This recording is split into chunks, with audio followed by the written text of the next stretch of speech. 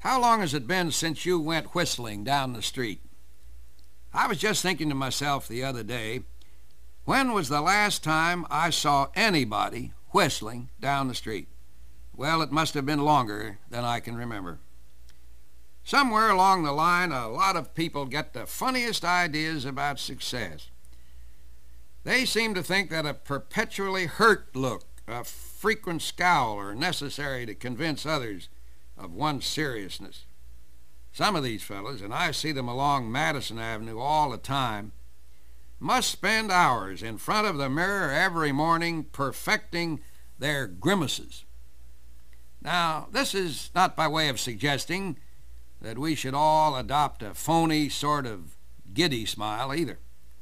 I'm simply saying that we're missing out on one of the major goals in life if we don't develop a want-to-whistle attitude. Call it a sense of fun.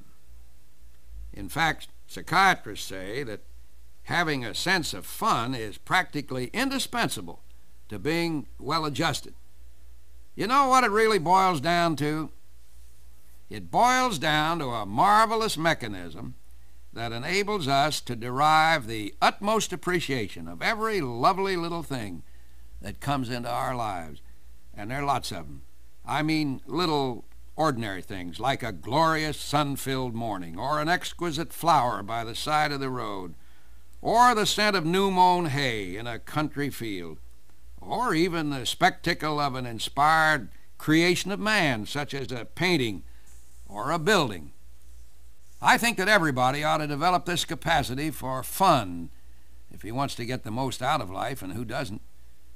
If you're missing out on enjoying the little things in life, listen closely. Okay, just how do you go about developing this wonderful sense of fun we've been talking about? I've never heard a better way than the one used recently by a Brooklyn couple, friends of mine, who wrote me that they made it a habit to expect a pleasant surprise every day. To expect it.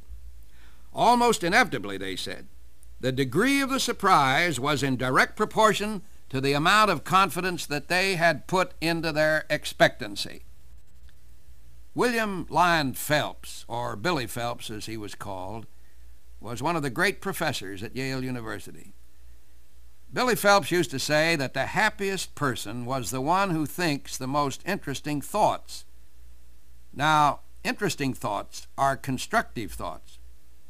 If your thoughts tend to be morose in any way whatsoever, then, my friend, you'd better start in right away revamping them.